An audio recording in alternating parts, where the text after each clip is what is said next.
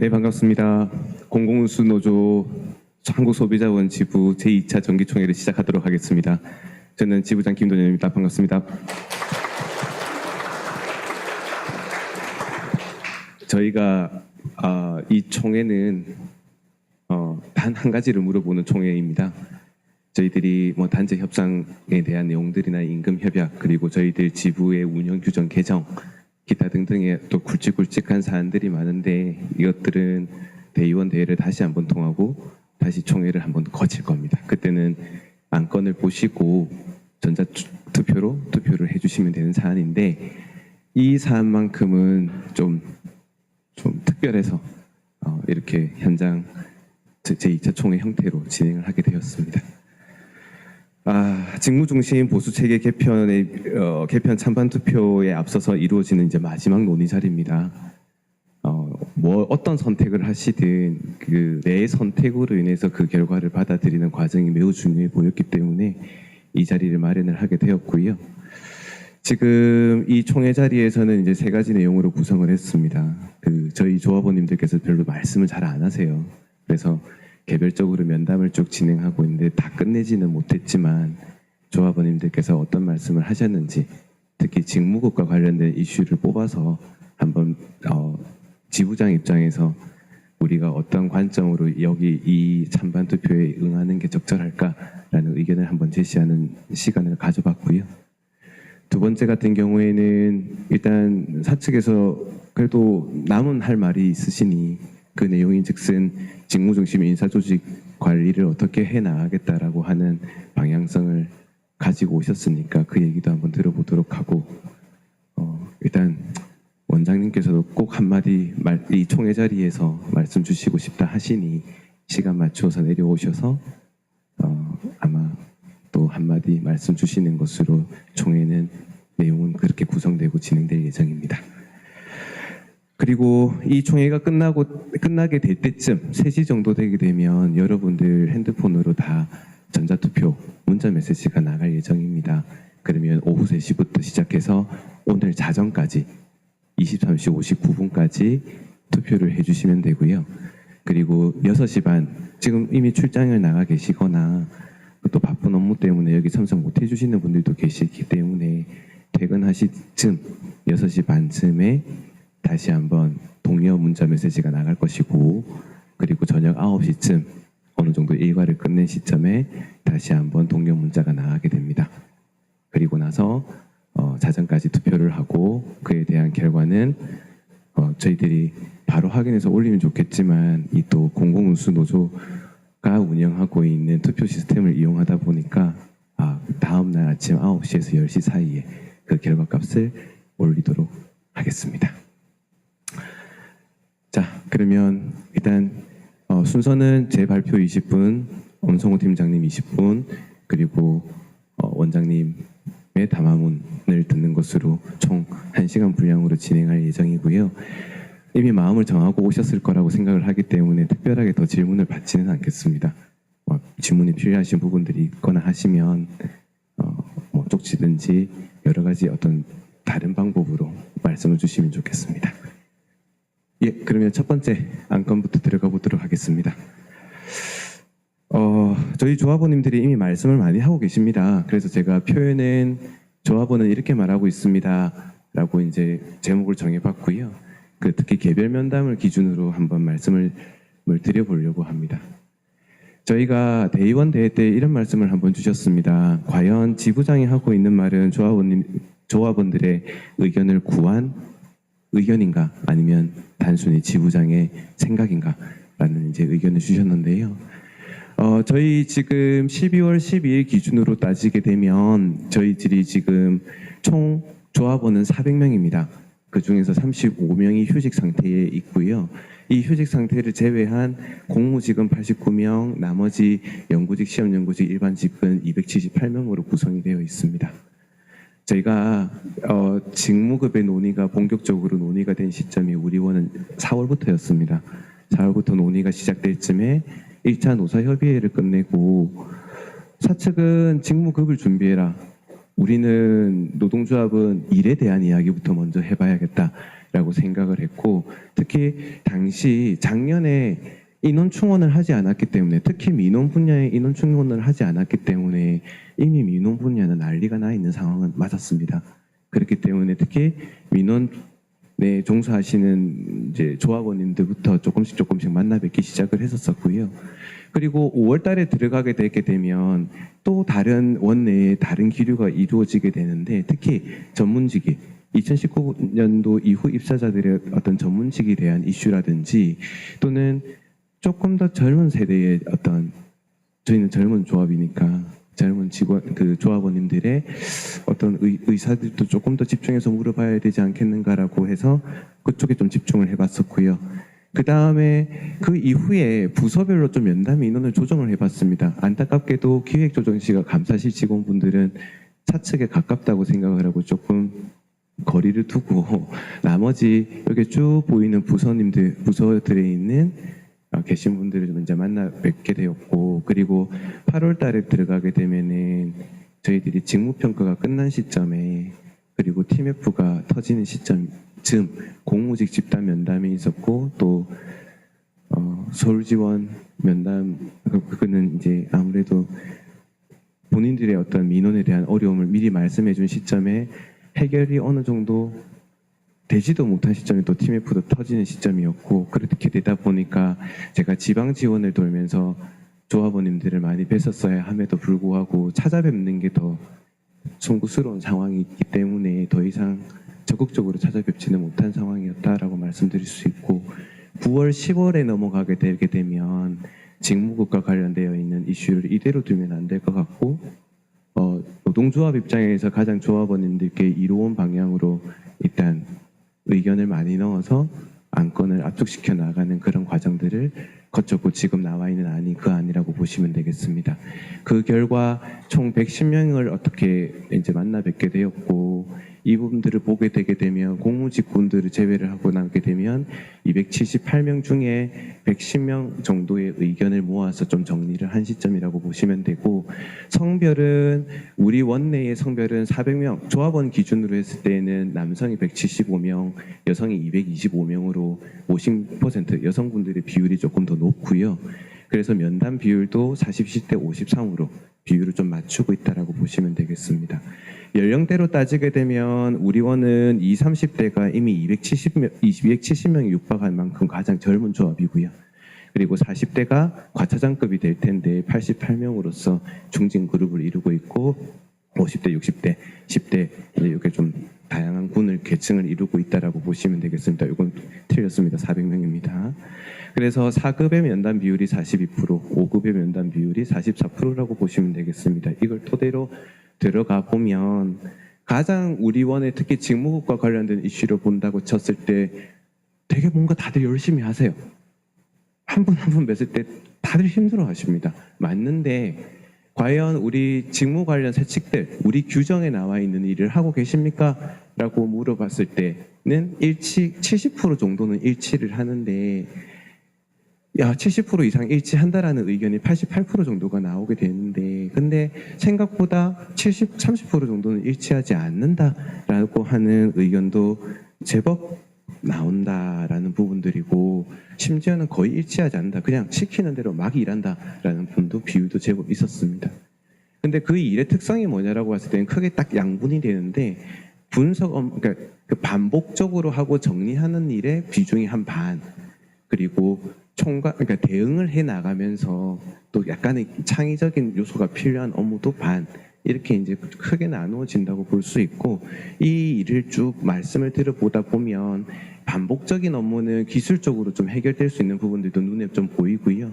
반면에 이런 대응적인 업무들은 이 조직 생활을 하면서 능력을 좀 갖춰야 되는 부분들도 눈에 좀 보이더라라는 부분들로 요약할 수 있겠습니다. 제일 중요한 건 만일에 직무급과 연관지어서 생각해 보면 내 일이 다 표현되어 있어야 됩니다.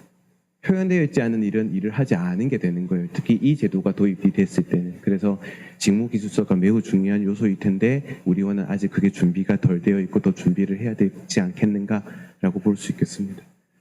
우리는 조합원 사이에 부분적인 협업만 이루어지고 있습니다. 이게 무슨 말이냐니까 내가 내 일을 하면서 남에게 어떤 도움을 받고 어떻게 의지하고 있습니까? 라고 물어봤을 때에 단순문입니다. 내가 내 일을 할 때 서로가 협업하지 않아요. 앞에 전임자가 뭐 했는지 보고 그냥 따라합니다.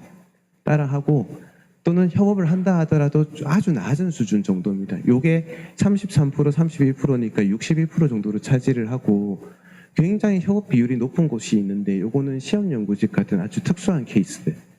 기계를 같이 쓴다든지 뭔가 그러니까 어떤 업무 자체를 조직적으로 해야 되는 경우들이나 연구 영역을 수행함에 있어서 다른 사람과 함께 할 수밖에 없는 그런 구조적인 구조가 아니고서 그 사실 36%를 제외하면 우리 조직은 협업하는 구조가 갖추어져 있지 않은데 이게 어디로 그대로 나타나니까 나 이외에 부서 밖에서 적어도 내 팀 밖으로만 벗어나면 내가 하고 있는 어려움과 일을 다른 사람이 알아봐 줄까? 라고 물어봤더니 대부분 알아봐 주지 않을 거라는 응답이 77%가 나옵니다.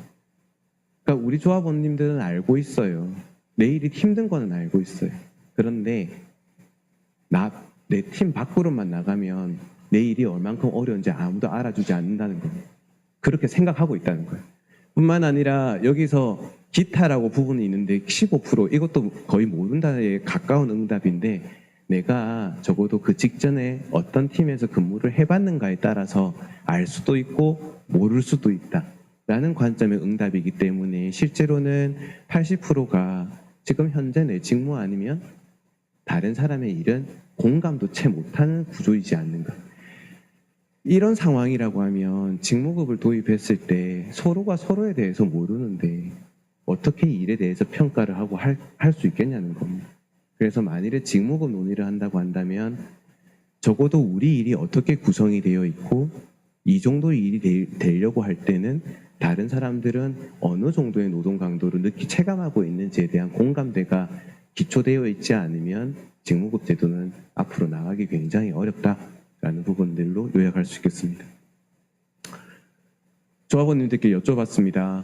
능력 있는 팀장을 원합니다. 이때 능력은 여러 가지 능력이 있을 수 있을 텐데요. 그걸 물어보기 위한 하나의 방편으로 팀장님께서 본인들이 하고 있는 직무에 얼만큼 관여하고 있습니까? 라고 질문을 해봤습니다. 그랬더니 55%가 관여도가 너무 낮대요.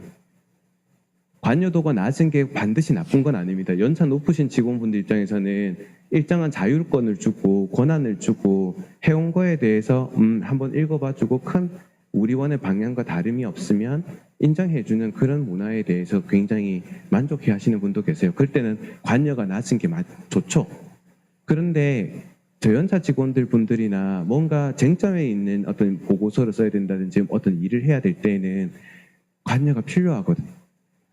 그러니까 관여도가 높고 낮음으로 팀장님이 좋다 나쁘다 평가할 게 아니라 관여할 때는 관여를 해줘야 되고 관여하지 말아야 될 때는 관여하지 말아야 되는데 현재 우리원 같은 경우에는 팀장님들이 관여하는 수준이 생각보다 조금 많이 낮은 편이고 굉장히 만족스러우신 팀원들도 있지만 전반적으로 대략 중간 정도라는 비율도 25% 정도 나오는 거 보면 대략 80% 정도 수준이 우리원은 그냥 각자가 그 일 맡으면 그냥 그 일 하고 적당히 결제 받고 끝나는 지금 시스템이지 않는가라고 추측이 됩니다.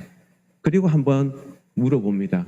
팀장님은 어떤 능력이 가장 중요하다고 생각하십니까? 라고 얘기를 해보면 업무 능력이 56%입니다.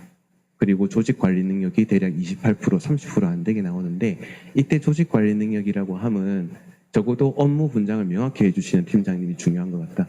지금 이 일이 중요하게 되면은 두 사람이 필요하면 두 사람이 너 가. 이렇게 얘기해 줄 수 있는 팀장님이어야 될 것 같다라는 의미의 조직 관리라고 보시면 되겠습니다. 능력이라는 면에서는 동전의 앞 뒷면과 같은 이야기들인데 둘 다 그러니까 지금 어떤 부분들을 우리는 선호하고 있을까라고 보면 우리는 지금 우리 일에 대해서 잘 알고 있는 사람이 필요하다라는 부분들이 좀 더 많은 답변을 주시고 있고 권한이 있는 만큼 책임지고 일해 나가는 구조를 우리는 희망한다라고 보실 수 있겠습니다. 그런데 아이러니하게도 결과적으로 여기 있는 조합원님들이 조금만 지나면 다 팀장님이 되시는 그룹들도 들어간다는 거. 자, 이 부분은 조합이 가장 집중하는 부분이기도 합니다. 우리는 나의 일이 유연 근무에 적합하다고 생각하십니까? 라고 여쭤봤더니 적합하다가 52%, 뭐 어느 정도 적합한 것 같다라는 답변이 또 25%. 그러니까 총 77% 정도는 우리 원의 일은 유연 근무에 적합합니다. 그 사유, 유연 근무, 이거 제가 여기 나타내지는 않았는데, 그런 유연 근무를 저해하는 요소는 무엇입니까? 라고 얘기했을 때 불규칙한 일정밖에 없어요. 표현되지 않지만 눈치 주더라. 부서가 사용하지 않는 분위기더라. 그래서 사용하지 못하는 겁니다. 제도가 있어도 사용하지 못하는 분위기 때문에 사용 못하는 부분들도 제법 있었고요. 그렇지만 꿋꿋하게 사용한다 하더라도 일에 몰림이 쏠림이 있을 경우에는 사용하지 못했다라는 답변이 있었는데, 지금 제가 볼 때 이때 우리가 재택근무에 초점이 많이 맞춰져 있지만 우리 원은 특히 우리 직무는 더 유연하게 가져갈 수 있을 것 같고요. 그리고 내 일에 대한 명확한 경계와 나에 대한 성과에 대한 평가가 조금 더 정치하게 이루어질 수 있다면 우리는 더 유연한 업무 조직 문화를 가져갈 수 있는 어떤 요소는 갖추고 있지 않은가라고 생각이 들어서, 특히 이 부분들은 나중에 자기 개발과 맞물려서 좀 더 깊게 생각해보고 회사 입장에서도 이와 같은 조직 문화를 바꾸어서라도 우리 조직원들이 조금 더 자율적으로 자기 시간을 활용하면서 근무할 수 있는 문화는 가져가야 되지 않겠는가라고 생각을 합니다. 유연 근무를 대체하는 보상에 대한 질문입니다. 유연 근무는 복지 제도이기도 하지만 복지 제도를 구조적으로 쓸 수 없다면 권리 침해라고 봤습니다. 그렇다면 조합원님들 입장에서는 어떤 식의 보상을 한다면 그와 같은 직무를 맡아도 어느 정도 수용하겠습니까? 라고 얘기를 했을 때 아직까지는 우리 조합원님들 입장에서는 사전 고지, 이 직무는 유연 근무가 어려운 직무입니다 정도의 사전 고지 이외에 더 이상의 어떤 인센티브를 주는 요소들은 좀 생각하기 어렵다라는 답변을 많이 주셨고요. 근데 만에 하나 우리가 총인건비로 묶여 있지만 줄 수만 있다면 돈 주는 게 최고 좋지. 수당. 그 다음에 뭐 기타 요소가 휴가인데 유연 근무도 못 쓰는 정도 상황인데 휴가를 더 줘본데 무슨 또 의미가 있을까라는 생각도 들지만, 여튼 뭔가 보상이 해줄 수 있다면 해줘라는 의미이고요.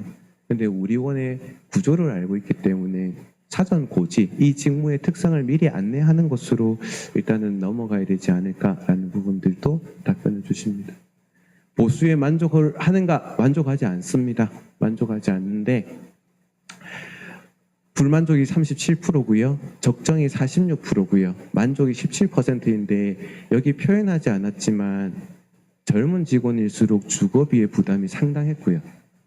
그리고 과차장님들 같은 경우에는 결혼을 하고 배우자와 소득이 있는 경우에 정착이 좀 됐던 시점에서는 매우 아쉬운 급여이기는 하나, 현재 우리 원의 어떤 노동 강도에 비하면 적정하고 그냥 눈 감고 살래 정도의 의미의 적정이지 결코 만족 수준은 아니었다라고 볼 수 있겠습니다. 그래서 적정이라 표현했지만 찡그린 정도 적정이기 때문에 전반적으로 불만스럽다라는 부분들이 보수는 나오고 있기 때문에 보수에 대한 만족도를 높이고 우리가 돈 자체를 더 급여를 지급 못한다면 좀 더 유연하게 근무하고 노동량을 좀 더 줄여가는 방향으로 업무 설계를 해야 되지 않겠는가라고 생각을 들고요.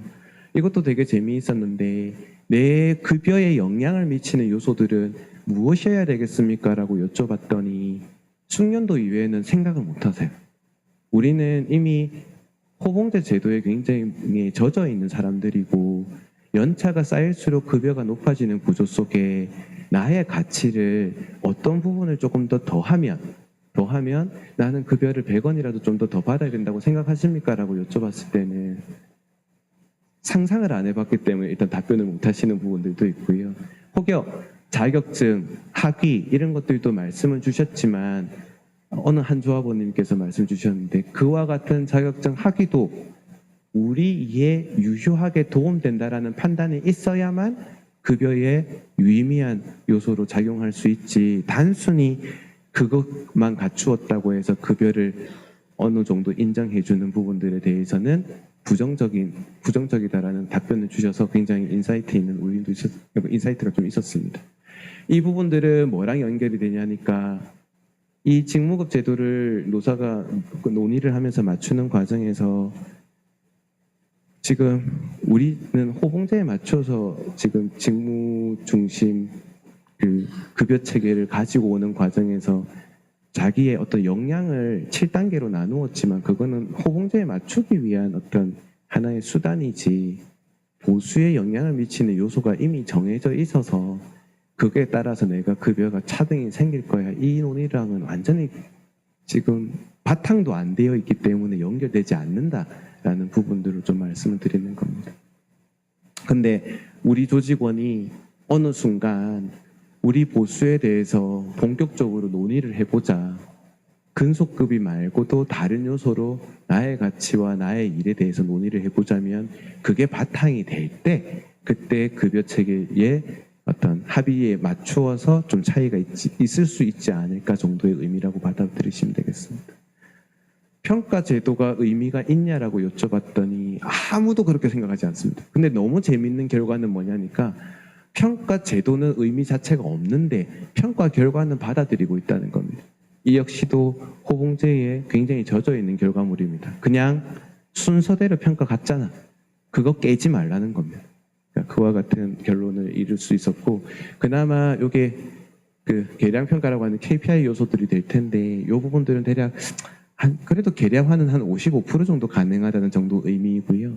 역량 평가는 순서대로 주니까 의미가 없다고 보고 있고 집단 평가, 동료 평가도 의미가 굉장히 낮다. 내가 모르는 사람을 어떻게 평가하냐. 그게 또 급여랑 연결이 되는 건 말도 안 된다라고 이제 말씀드려 주십니다. 제가 말씀드리고 싶은 거는 이겁니다. 직무 중심 보수 체계를 선택하든 말든 이거는 조합원님들이 선택해서 가신 문제예요. 그런데 제가 여기서 말씀드리고 싶은 건 뭐냐니까 앞에 지금까지 제가 말씀드렸던 우리 조직에서 일과 관련되어 있는 요소들을 한번 쭉 설명드린 바와 같이 그냥 이 체계대로 우리는 갈 것인가 아니면 그래도 한번 변화를 줄 것인가 지금 그걸 선택하는 자리다라는 부분들 좀 강조드리고 싶고요. 하필이면 그 외 그 변화를 직무급이라는 어떤 수단을 통해서 우리는 받아들여야 되는 것인가 거기에 대해서 나는 의문이 있어. 그래서 거기에 대해서 난 찬성할 수 없어. 그렇다면 정말 생산적인 판단을 하고 계신다고 생각을 합니다. 꼭 우리 원 조직의 문제를 직무급으로 해결할 이유는 없거든요. 다만 지금 현재 우리 흘러가는 구조 속에 소나기를 피해보자라는 논의가 있었고 소나기는 어떻게 피해야 되는 시점에 그렇다면 우리 조직의 어떤 이런 구조적인 문제를 이 제도가 내포하고 있는 요소들을 활용해서 한번 고쳐볼 수 있지 않을까라는 관점에서 지부장은 접근을 했었고요. 그래서 만일에 우리 원의 운영 체계를 변형하는데 희망을 할 때 이와 같은 어떤 제도 설계가 도움이 된다고 한다면은 한번 찬찬히 생각해 보시고 그에 따른 판단을 해주시는 게 지금 우리에게 굉장히 의미 있는 시간이지 않을까라고 생각이 들고 이때 조건은 조합원들이 다 참여해야 된다는 겁니다. 이 제도는 조합원님들도 피곤할 수 있어요. 계속 생각하게 만들거든요. 그래서 노동조합이 잘 서 있어야 되고 조합원님들께서도 많이 참여를 해야 되는 제도인 만큼 이 직무중심 보수 체계는 어떻게 보면 사측도 필요한 제도이지만 노측 입장에서도 피곤한 제도일 수는 있어요. 다만 하나는 분명합니다. 지금 현재 우리 원 운영 상태대로 경영진이 일방적으로 정하는 대로 따라가지 않도록 만들 수 있는 체제이기는 해요.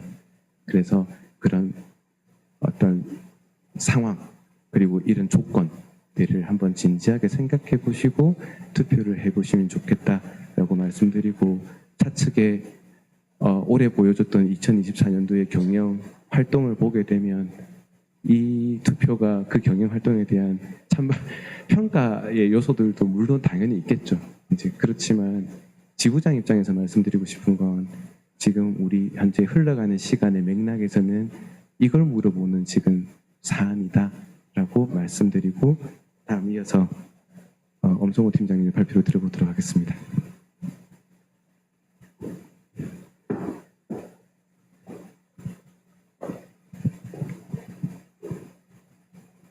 네, 안녕하십니까. 인지경영팀 엄성호입니다. 우선 저희 조합 총회 이런 기회를 마련해 주셔서 진심으로 감사드리고요. 저희 발표는 좀 많이 해봤지만 이것처럼 떨리는 발표는 좀 처음 해보는 것 같아서 조금 많이 좀 긴장이 되고 하는데, 일단은 저희가 간담회라든지 원장님 주재 간담회라든지 부원장님 분회원 간담회를 통해서 말씀은 많이 드렸지만, 혹시 이제 마지막 투표하시기 전에 한번 조금 더 어떤 제도인지에 대해서 다시 한번 좀 말씀을 드리고, 혹시 향후에 저희가 이제 인사 관리는 어떻게 좀 할 수 있는지에 대해서도 추가로 좀 말씀을 드릴 자료들이 있어서 그 내용들을 말씀드리는 자리라고 생각하시면 될 것 같습니다. 말씀드리겠습니다. 먼저 개편 필요성이라든지 추진 경과에 대해 간단히 말씀을 드리고요. 개편안에 대해서도 다시 한번 정리해서 말씀을 드리겠습니다. 또한 이제 고도화 대응 계획에 대해서도 한번 추가로 말씀을 드리고요. 직무 중심 인사 조직 관리 추진 방향에 대해서도 한번 조금 더 자세하게 구체적으로 말씀을 드리도록 하겠습니다. 필요성에 대해서는 사실은 저희 경평 내용을 계속 말씀을 드릴 수밖에 없는 것이, 이게 정말 눈앞에 와 있는 불이익이다 보니까, 구체화된 불이익이다 보니까 이 내용을 좀 중점적으로 말씀드릴 수밖에 없는 점을 먼저 좀 양해의 말씀을 좀 드리겠습니다. 그래서 다 아시다시피 이제 저희 공기업 준정부기관 같은 경우에는 거의 다 도입을 완료하였고, 국민복리증진요양기관 같은 경우에는 저희 원만이 지금 유일하게 도입하지 않은 상황입니다. 보시면 국민건강보험공단이라든지 한국장애인고용공단, 고용정보 같은 경우에는 간부직은 현재 지금 접수를 도입을 한 상황이고, 저희 원만 지금 유일하게 도입을 하지 않은 기관이라고 보시면 되고요. 사실 작년에는, 그러니까 올해 6월에 이제 경평 결과가 나왔을 때는 저도 사실은 직무급 평가가 너무 안 좋아서 이 평가 결과가 전체 평가 결과에 큰 영향을 미칠까봐 저는 되게 걱정도 많이 하고 노심초사했었는데, 그래도 다행인 것이 저희 원 직원분들이 했던 성과들이 그래도 직무급에 비해서는 훨씬 더 잘 나왔기 때문에 그 부분에 있어서는 정말 저도 감사했고 안도의 한숨을 내셨거든요. 근데 이제 올해는 사실은 더더욱 상황이 좀 어렵다라는 것을 다시 한번 말씀을 드려야 될 것 같고, 그런 부분들이 이제 가장 크다고 생각이 됩니다. 그래서 매주 월요일마다 간부회의라든지 그런 회의들을 하실 때, 또 성과점검을 하실 때 그런 직원분들의 성과가 정말 이 직무급 하나 때문에, 이것 때문에 묻히게 될까봐 그게 가장 좀 두렵고, 그런 부분들을 어떻게 하면 좀 개선할 수 있을까에 대해서 좀 같이 고민을 하는 그런 시간이 되었으면 좋겠습니다. 특히 이제 좀 객관적으로 말씀을 드리면 경상경비 예산액이 좀 삭감이 될 여지가 분명히 있습니다. 그래서 등급에 따라서 좀 보시면 되고, 사실 이 운영비라는 것이 저희 생활하는 근무 요건하고도 직접 밀접하게 연관이 되어 있기 때문에 이런 부분들을 저희가 말씀을 드리지 않을 수가 없고, 사실 이게 성과급 하면은 4등급, 4급 같은 경우에 비등급 기준으로 한 160만 원 정도 받으시는데, 사실 연간 160만 원이 큰 돈이 아니다라고 생각하실 수가 있는데, 그것도 그것이지만 이런 내용들이 좀 훨씬 더 많다. 그래서 저희가 사업을 하는 데 있어서 대국민적인 부정적 인식도 분명히 작용할 수 있고, 또 저희 근무 여건 자체가 좀 어려워질 수 있다는 것을 다시 한번 좀 말씀드리고, 이 부분에서 좀 절박하다는 걸 다시 한번 좀 말씀을 드리고자 그 내용을 좀 다시 준비했고요. 경과는 저희가 올해 6월부터 노사 공동 TF를 구성해서 직무 분석이라든지 회의도 진행했고, 직무 분류, 직무 표준안을 만들었습니다. 그리고 직무 평가 요소도 만들어서 그 평가 요소에 따라서 직무 평가 요소를 결정할 때는 저희 임직원분들 의견을 들어서 평가 요소를 만들었고요. 직무 기술서라든지 직무 소개팅 자료를 배포해서 직무 평가를 하는 데 있어서 이제 저희가 좀 참고하실 수 있도록 좀 진행을 했습니다. 다만 저희가 직무 평가를 처음 해보다 보니까 조금 미진한 부분들이 좀 없지 않았던 것 같습니다. 그런 부분들에 대해서는 향후에 저희가 직무 평가를 다시 진행할 때는 조금 더 보완해서 개선할 수 있는 방향들을 좀 마련해서 어느 정도 수용도가 더 높은 직무 평가 결과를 낼 수 있도록 노력을 하겠습니다. 직무 평가는 8월 6일부터 7일 정도 실시를 했고요. 평가 결과라든지 등급안을 설계하고 노사공동 TF를 통해서 최종적으로는 3개의 직무 등급안으로 설정을 했다라고 말씀을 드릴 수 있고, 이 3개 직무 등급안으로 설정하게 되었기 때문에 직무 전보에 따라서 직무가 변하지 않고, 그래서 직무 평가에 따른 직무 성과가 차이는 없다라는 것에 대해서는 다시 한번 좀 말씀을 드릴 수 있을 것 같고요. 저희가 3개 직무 등급 7개 숙련 향상 단계를 해서 보수 개편안을 설계했고, 사실 또 저희가 이제 우리가 설계한 것이 맞는지, 제대로 설계했는지 맞는지에 대해서 컨설팅도 좀 많이 다녔고, 외부 의견도 좀 많이 수용하려고 노력을 했습니다. 또한 저희가 이제 아시다시피 노사 집중 교섭을 통해서 어느 정도 안을 좀 확정을 했고, 그다음에 전 직원 대상으로 원장님, 부원장님, 그다음에 저희 팀에서 간담회를 그룹별로 나누어서 간담회를 많이 진행하려고 노력을 했습니다. 물론 이 간담회 과정에서 피로감을 느끼셨을 수도 있을 것 같은데, 저희가 작년에는 사실 이런 절차들을 진행하지 못했어서 충분히 저희가 설명을 하지 못했다라는 그런 좀 아쉬움이라든지 그런 부분들이 있어서 그런 부분들을 해소하고자 충분히 노력을 했다라고 좀 다시 한번 말씀을 드리겠습니다. 또한 이제 가장 중요한 것은 직무 중심 인사관리 방안을 마련하는 것이 더 중요했습니다. 그래서 저희가 보수 체계만 도입하는 것이 아니고 전보라든지 승진, 평가, 교육 이런 것들을 통해서 직원들의 전문성을 향상시키고 또 이제 공정성도 제고할 수 있는 그런 직무 중심 인사관리 방향을 대해서도 지금 계속 검토하고 있고 노조랑 협의해서 최종적으로 구체화되는 대로 말씀을 다시 드리도록 하겠습니다. 개편안에 대해서 크게 세 가지 특징을 좀 볼 수 있을 것 같습니다. 다 아시다시피 저희가 이제 총 연봉의 6% 정도를 이제 저희가 직무급의 재원으로 활용을 했습니다. 다만 이제 호봉제 일부를 삭감하게 좀 떼어내긴 했지만 호봉제, 직급급, 근속승진은 다 유지해야 되어 있는 상태라고 보시면 되고요. 또한 근속급의 15.4% 정도가 이제 직무급의 재원으로 비호직자 기준으로 활용된다라고 보시면 되고, 참고로 이제 간부직 같은 경우에는 총 연봉의 12% 정도를 일단은 저희가 직무급 재원으로 설계를 해 놓았습니다. 현 급여 비례법으로 설계를 했기 때문에 기존보다 낮아지는 금액은 없다라는 거는 좀 수차례 말씀을 드렸고, 이 부분에 있어서 사실 좀 알파가 좀 크게 표현이 되긴 했는데 이 알파를 이렇게 무한정 늘릴 수는 없습니다. 어쨌든 저희가 통액 인건비 하에서 직무급 제도를 운영하는 것이기 때문에 무조건 저렇게 크게 늘릴 수는 없지만 하여간 저희가 최대한 기존보다 받으시는 것보다 손해받지 않도록 그렇게 개선을 했다는 건 다시 한번 말씀을 드리고요. 직무 등급을 아까 말씀드린 대로 3등급, 승리 향상 단계를 7등급으로 구분해서 직급 같은 경우 직급을 기반으로 해서 직무 등급을 구성을 했고, 그다음에 호봉제 기반해서 개인 호봉에 따라서 현재 받으시는 급여의 차이가 없도록 숙련 향상 단계를 설정을 했습니다. 향후에 숙련 향상 단계 뒤에 대해서 다시 말씀을 드리겠지만 저희 고도화하는 과정에 있어서 숙련 향상 단계 이동에 있어서는 저희가 근무 기간, 그러니까 이제 숙련도를 좀 반영해서 최대한 노조랑 협의를 해야겠지만 숙련도 근속 기간을 반영해서 숙련 향상 기간을 좀 상향시킬 수 있는 방향도 같이 한번 추가로 검토를 하고 있습니다. 고도화 대응 계획에 대해서 말씀을 드리면 우선 고도화는 저희가 원해서 하는 것이 아니고요. 다 아시다시피 저희가 이제 간담회를 하면서도 가장 우려됐던 부분 중에 하나가 그럼 고도화에 대해서 어떻게 대응을 할 것이냐라는 것에 대한 분명히 그런 우려들이 좀 많이 있으셨고, 고도화라는 것에 대해서는 저희가 외부의 흐름이고 그걸 막을 수는 없고 그럼 어떻게 대응하겠느냐라는 걸 보시면 되는데, 일단 고도화라고 생각했을 때 크게 세 가지를 말씀드릴 수 있을 것 같습니다. 그래서 첫 번째는 직무급의 비중 확대, 두 번째는 직무 간 차등을 확대하라, 또 하나는 직무 중심 인사 조직 관리를 반영하라라는 게 이제 고도화의 내용 크게 세 가지라고 볼 수 있습니다. 첫 번째 말씀드릴 수 있는 직무급 비중 확대는 저희가 이제 연말 임금 인상분을 활용해서 노사 합의하에 이제 저희가 임금 협상을 진행할 예정입니다. 진행해서 현재 지금 이렇게 구성되어 있는 기본급 내에 직무급 테이블을 가능한 한 근속급이나 직급급보다 테이블보다 좀 상향을 시켜서 직무급의 비중을 확대하는 수준으로 지금 현재는 검토를 하고 있습니다. 그래서 그런 식으로 대응을 한다고 하면 직무급의 비중을 높이는 데에는 크게 무리는 없을 것으로 생각이 됩니다. 또한 직무 간 차등 확대에 대해서는 저희가 이번에 처음 아까 말씀드린 바와 같이 직무 평가를 했지만 그 평가 결과에 대한 수용도가 좀 높지 않은 부분들이 있어서 수용도를 좀 확대하는 것으로 먼저 좀 진행을 해야 될 것 같습니다. 그렇게 해서 제가 직무 평가단 참여자 수를 좀 확대하고 또 기능별 평가단을 구성하는 등 직무 평가를 하는 데 있어서 저희가 조금 더 많은 조합원분들의 의견을 듣고 수렴해서 이 평가 결과에 따라서 어쨌든 등급이 매겨지고 그 등급에 따라서 이제 급여가 차등이 되는 것이 이제 차차 이루어져야 되는 고도화 단계인데, 그렇기 때문에 그 직무 평가에 대한 수용성을 얼마나 높일 수 있느냐가 가장 관건인 것 같습니다. 그래서 그 부분에 있어서 향후에 저희가 2년마다 직무 평가를 하기로 지금 저희가 지침을 검토하고 있는데, 그 부분에 있어서는 직무 평가를 하는 데 있어서는 당장 내년부터 좀 준비하는 작업들이 좀 병행되어야 될 것 같습니다.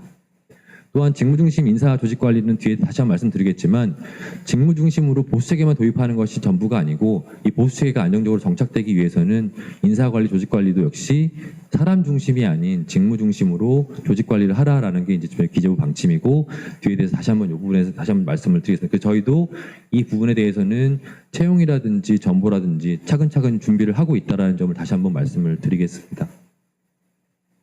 그래서 고도화에 대응하는 방법은 그러면 어떤 방법이 이제 가장 큰 줄기는 어떤 것이 있냐고 생각을 해봤을 때, 일단 가장 큰 것은 직원들의 의견 수렴입니다. 노사 합의가 어쨌든 전제되지 않은 이상에는 고도화를 아무리 요구한다 하더라도 대응할 수가 없다라는 게 분명한 사실이거든요. 그래서 저희가 올해 이런 좀 많은 작업들을 해서 간담회라든지 이런 것들을 많이 했었는데 향후에는 이런 내용들을 좀 저희가 분기별로라도 좀 정기적으로 하는 것들을 좀 자리를 계속 마련하고자 합니다. 그래서 노사 의견을 좀 전 직원 의견을 좀 많이 수렴하는, 많이 듣는 그런 시간들을 좀 많이 확보하려고 노력을 하겠습니다.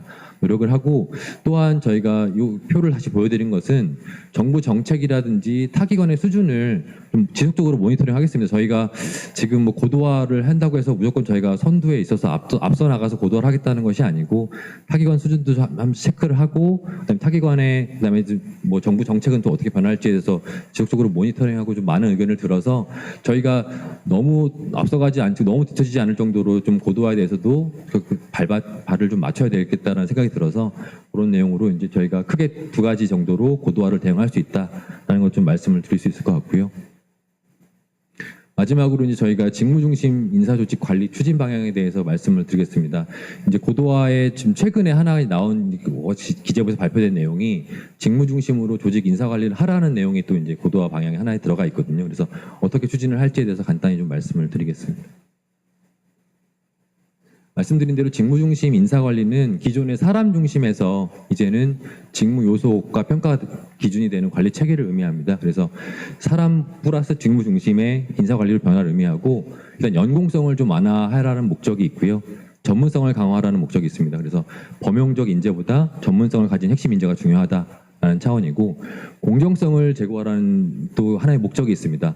이제 보면은 저희가 소위 말해서 MZ세대라는 이제 직원분들이 많이 저희 입사하다 보니까 일과 조직에 대한 가치관이 기존 저희가 이제 계시던 직원분들하고 좀 차이가 있는 부분이 있어서, 그런 부분들도 저희가 이제 인사관리 체계에 반영을 하라라는 취지이기 때문에 이런 내용이 크게 세 가지 목적이라고 볼 수 있을 것 같고요. 어떤 방향으로 변화가 될지에 대해서는 다시 한번 찬찬히 말씀을 드리면, 일단 인사평가 같은 경우에는 연공이나 태도에서 기존에 평가를 했다고 하면 이제는 역량이라든지 성과 중심으로 이제 평가를 하라는 내용이 나올 것이고요. 인사 이동 역시 연공 서열 중심이 아니고 역량 성과를 중심으로 인사를 하라라는 게들이 나오고요. 교육 훈련 같은 경우에도 예전에는 집합교육이라든지 일반 전문가를 양성하는 게 큰 목적이었다고 하면, 이제는 직무 전문성을 좀 키울 수 있는, 그래서 전문가가 될 수 있는 것들을 훈련을 시켜라라는 내용으로 이제 방향이 바뀔 것으로 보입니다.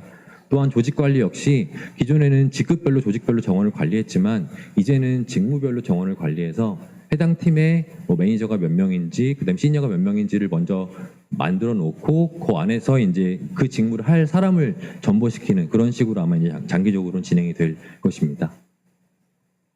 이게 이제 최근에 10월 말에 나왔던 기재부에서 이제 전 공공기관에다가 이제 뿌린 직무중심 인사조직관리 추진 방향이고, 이 내용 중에 하나에 보시면 이제 요번에 이제 저희가 어쨌든 경평에서 직무급 평가를 받을 텐데, 요 직무중심 조직 인사관리도 얼마나 잘 했느냐도 일부 지표가 들어간다고 이제 개정이 될 예정이라고 말씀을 주셨거든요. 그래서 아마 저희가 요 비중에 대해서도 좀 더 챙기고 좀 신경을 더 써야 될 것 같습니다. 그래서 크게 이제 아까 말씀드린 목표는 세 가지라고 보시면 되고, 직무중심 인사조직관리 7대 핵심 과제를 기재부에서는 이렇게 말하고 있습니다. 직무 관리에 있어서는 기존의 직급 기반 관리에서 직무 기술서를 조금 더 내실하게 작성하라라는 내용이고, 채용 역시 직군열별 채용하는 것이 아니고 직무 기술서 연계해서 핀셋으로 해당 직무에 일할 수 있는 직원을 채용하라라는 내용이고요.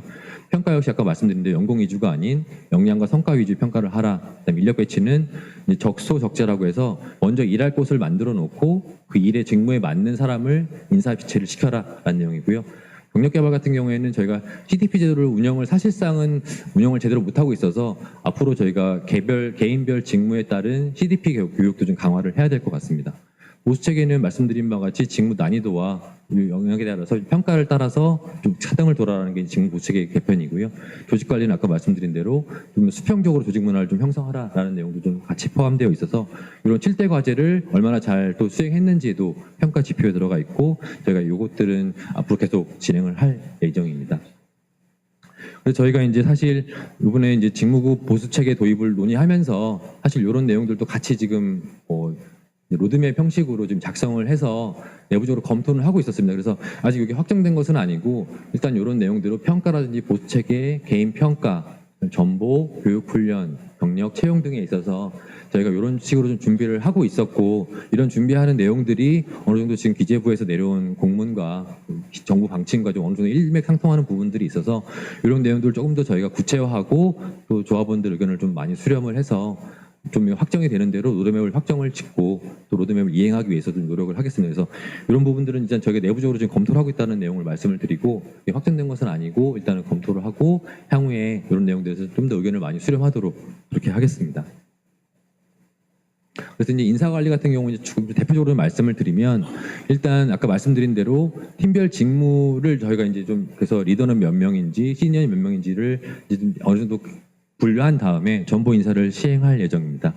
그리고 자포스팅 제도를 시범 운영해서 직무 수행 능력이 있는 팀장이 이제 그 팀원을 이끌 수 있는 아까 이제 저희 뭐 지부장님께서도 말씀 주셨지만 조합원분들의 의견이 이제 팀장이 얼마나 능력이 있는지 그런 것들에 대한 뭐 팀원들의 평가가 있었기 때문에 저희가 일단 시범적으로 자포스팅 제도를 한번 운영을 해보려고 합니다. 그래서 아직 확정된 것은 아니지만 민원 직군이라든지 연구 직군 위주로 먼저 한번 시범적으로 자포스팅 제도를 운영해서 일단은 4급 뭐 차장님들도 일단은 그 팀장 직무에 지원하실 수 있는 그런 기회를 열어드리고 저희가 심사를 해서 이제 적정한 팀장님이 계신다고 하면 그분을 이제 그 팀장 직무를 할 수 있도록 부여하는 그런 내용들을 지금 고려를 하고 있습니다. 그래서 올해 아마 요 부분들은 바로 좀 진행이 될 것 같고요.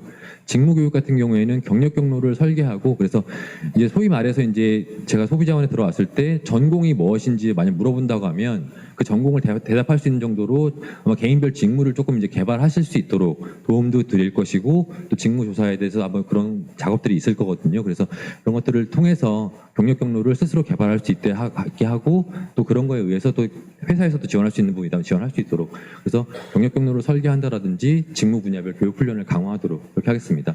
또한 전문 직위 제도를 저희가 실제 운영하고 있지만 사실 뭐 구체적인 규정이라든지 이런 것들이 좀 존재하지 않기 때문에 저희가 일단 규정화하고 정말 전문 직위 제도들을 확대해서 좀 잘 저희 조직에 있어서 경쟁력을 강화하고 또 개인의 전문성을 향상시키는 데 있어서 전문 직위 제도를 좀 강화할 수 있도록 그런 작업들을 바로 진행하도록 하겠습니다. 또한 개인 평가 같은 경우에는 당장에 뭐 저희가 내년에 바꿀 수 있는 어떤 것들을 바꾸겠다라는 말씀을 드리기보다는 일단은 노사동수 참여하에 기존 평가 요소의 문제점을 분석하고 개선안을 마련하는 작업을 당장 내년에 TF로 구성해서 진행을 할 예정입니다. 또한 지금 채용을 진행하고 있는데 직무 중심으로 채용을 해서 직무 분야별로 신입 직원을 채용하고 이 그 직무에 해당되는 채용되는 직원들은 이제 해당 직무에서 계속 일을 할 수 있도록 그렇게 운영을 하도록 하겠습니다. 그래서 채용 전형 역시 제가 직무 평가할 수 있는 그런 서류라든지 필기, 면접 시험 등을 강화하도록 노력하겠습니다. 직무 관리에 있어서는 저희가 이번에 간담회를 좀 들어보면 사실은 직무급 변경에 대한 그런 관심보다는 오히려 지금 본인들이 하고 있는 업무가 너무 많아서 직무급 변경에 대해서 관심을 많이 못 갖는 직원들도 상당히 많았다라는 생각이 좀 들었고 그런 부분들을 어느 정도 의견을 많이 들었던 것 같습니다. 그래서 저희가 업무 부담을 조금 경감할 수 있는 방법에 대해서도 한번 구체적으로 고민을 해보고 내년부터는 적용할 수 있는 부분에서는 좀 적용을 하겠습니다. 그래서 직무 기술서를 작성을 했는데 이걸 조금 더 자세하게 작성을 하고 좀 더 내실화하게 작성을 해서 직무 기술을 좀 다시 한번 작성을 하도록 할 것이고요. 직무 부여 기준을 마련하고 운영해서 실제로 업무 부담을 좀 겨뤄드릴 수 있는 그런 내용들을 좀 진행을 하겠습니다. 특히 이제 보직 부여 시 활용이라는 것은 이 직무 부여 기준에 따라서 업무를 부여하거나 이런 데 있어서 혹시 뭐 좀 미비점이 있는 보직자라고 하면은 향후에 이제 보직을 다시 부여할 때는 그런 내용들도 충분히 참고해서 반영하겠다라는 말씀을 드리는 것이고요. 뭐 당장에 가능할지는 모르겠지만 저희가 얼마나 많은 초과 근로를 하고 있는지에 대해서 좀 현황을 좀 다시 파악을 해서 저희 직무 기술서를 작성할 때 있어서도 노동 강도가 어느 정도인지도 일단은 부서별로 노동 강도를 파악하는 작업도 분명히 필요할 거라는 생각이 듭니다. 그래서 제가 필요하다고 하면 노조랑 협의를 해서 직무 강도, 부서별 노동 강도도 파악하는 작업도 진행을 해서 저희가 이제 직무 평가를 할 때 그 노동 강도가 많이 나온 부서에 대해서는 조금 더 평가해서 가점을 준다라든지 그런 것들도 같이 좀 연계할 수 있도록 노력을 하겠습니다. 또한 저희가 지속적으로 모니터링을 하겠습니다. 그래서 직무 분석이라든지 업무 수요 급증 직무에 대해서는 상시 모니터링 체계를 좀 마련하고 혁신팀을 조금 더 세분화해서 이런 작업들을 할 수 있는 그런 역할들을 좀 부여하도록 그렇게 하겠습니다.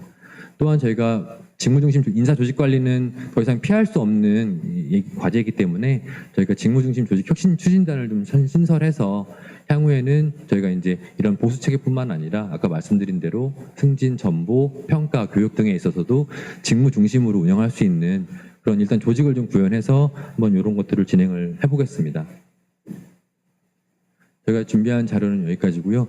일단은 정부에서는 성과급, 그러니까 예전에 성과연봉제하고 그다음에 저희 쪽 직무급 도입한 데 있어서 공통점이라고 하면은 저희가 원해서 하는 것이 아니고 시작은 일단 정부에 의해서 외부의 그 힘에 의해서 일단은 도입을 해야 되는 그런 공통점은 있습니다. 다만 차이점이 있다고 하면 성과연봉 같은 경우에는 어느 정도 그 형식이 주어져 있고 그래서 그 내용을 그대로 수용할지 말지를 결정하는 것이었지만 직무급 제도 같은 경우에는 기관의 특성에 따라서 저희 조합원분들, 저희 직원분들이 어떤 의견을 제시하고 어떻게 참여하느냐에 따라서 저희가 얼마든지 잘 설계할 수 있고 또 거기에 대응할 수 있는, 외부에 대응할 수 있는 분명한 저희가 할 수 있는 노력이 들어갈 수 있는 여지가 분명히 있다라고 생각이 되거든요. 그래서 그런 부분에 있어서 저희가 직무급을 어쨌든 지금 빨리 도입을 해야 되는 상황이고 도입을 한다고 했을 때 피할 수 없는 상황이고 피할 수 없다고 하면 정말 저희 조합원분들과 잘 설계를 해서 정말 최적의 직무급을 좀 도입해서 그 직무급으로 인해서 정말 자기 직무에 대해서 열심히 일을 하고 또 어려운 직무에서 그 직무를 제대로 수행한 직원들은 또 승진도 하고 따로 직무 등급도 올라가는 그래서 이제 성과하고 직무가 좀 연계되는 그런 시작이 되었으면 좋겠습니다. 그래서 저희가 직무급 제도에 대해서는 이 정도로 말씀을 드리고 사실은 저희가 그렇습니다. 그 작년에는 좀 도입을 할 수 있는, 그러니까 도입을 안 한 기관들이 좀 있어서 저희가 좀 그런 부분들을 충분히 뭐 좀 좌우도 살피고 좀 할 수 있는 그런 기회가 있었는데 올해는 제가 안 그래도 어제 또 평가하는 그 담당자하고도 통화를 좀 해봤는데 이제는 정말 도입을 하지 않으면 조금 어려울 수 있다라는 거 말씀 다시 한번 듣긴 했거든요. 그래서 저희가 그런 것들을 좀 도입을 하고 이 도입을 해서 직무중심 인사관리를 조금 더 잘 바꿀 수 있는 그런 계기를 좀 마련해 주십사 해서 다시 한번 좀 말씀을 드리겠습니다. 이상으로 좀 저희 준비한 발표를 이상 마치겠습니다. 감사합니다.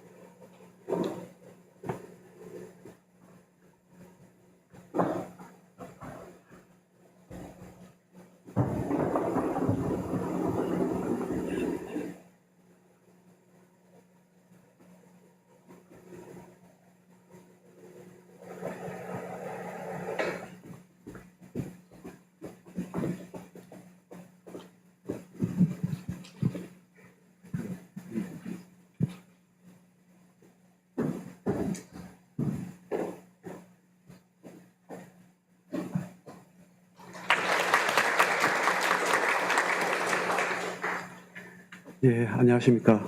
먼저 오늘 이렇게 총회에서 말씀드릴 기회를 제공해 주신 우리 노조 집행부 그리고 노조원들께 감사 말씀드립니다.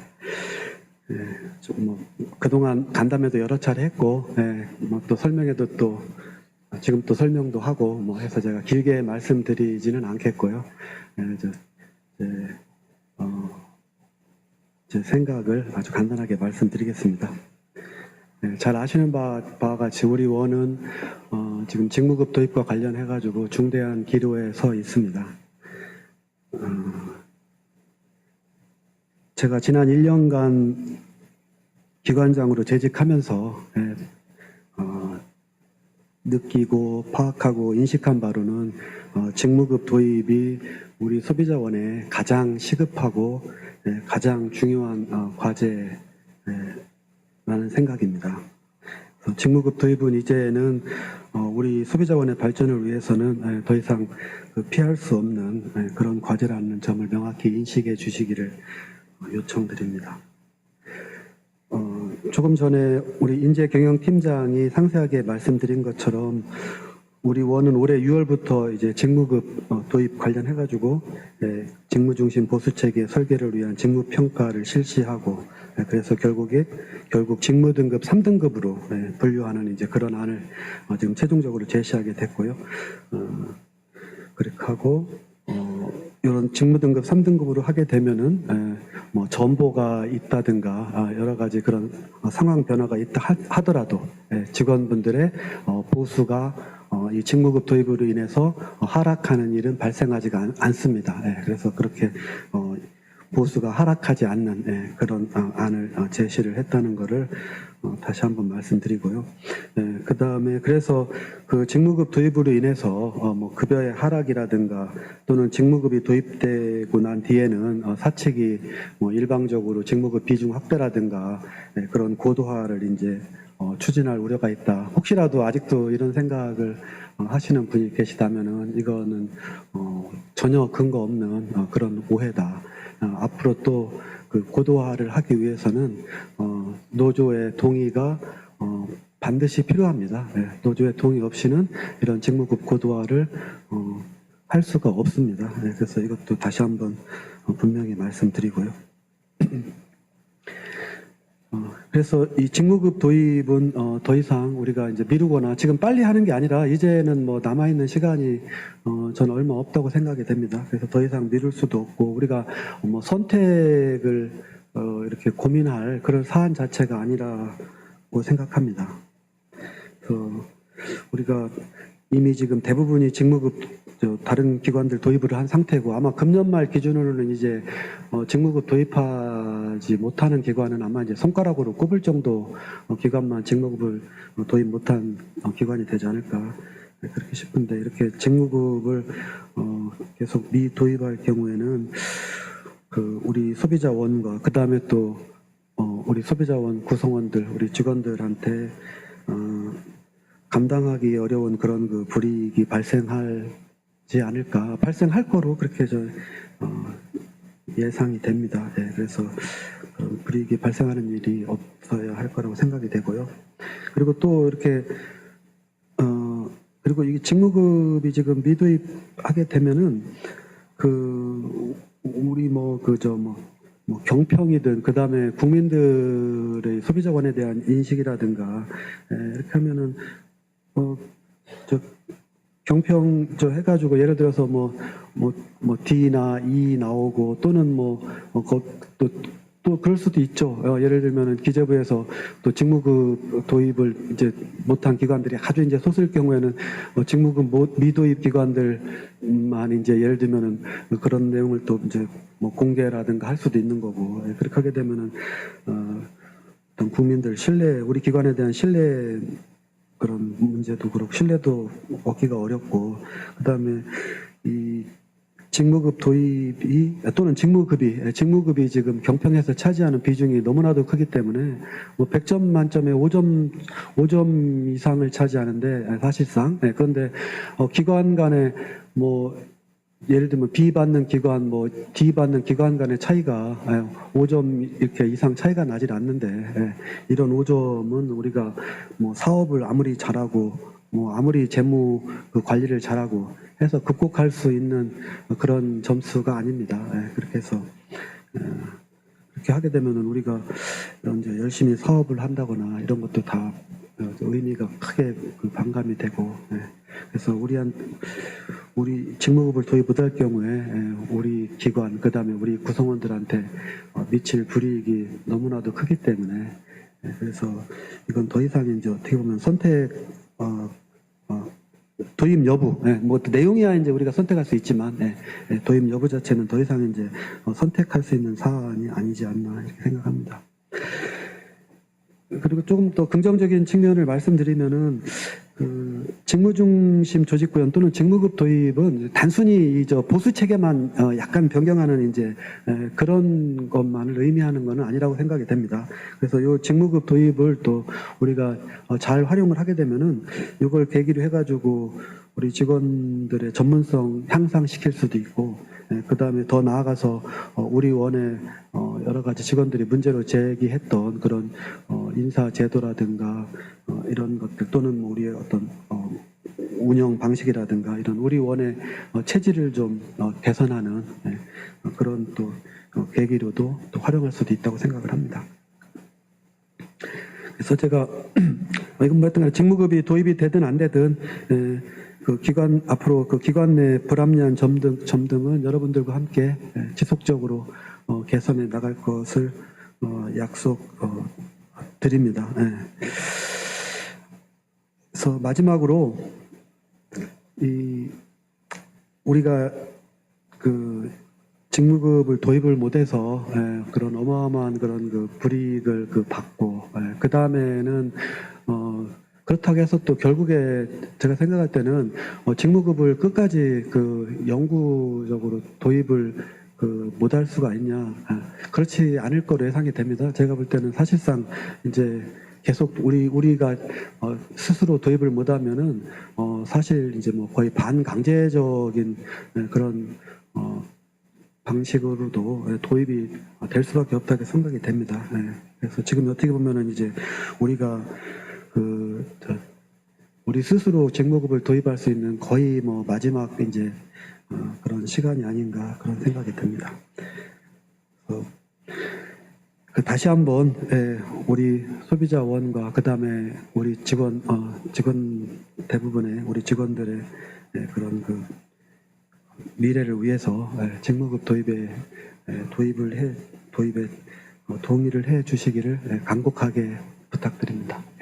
감사합니다.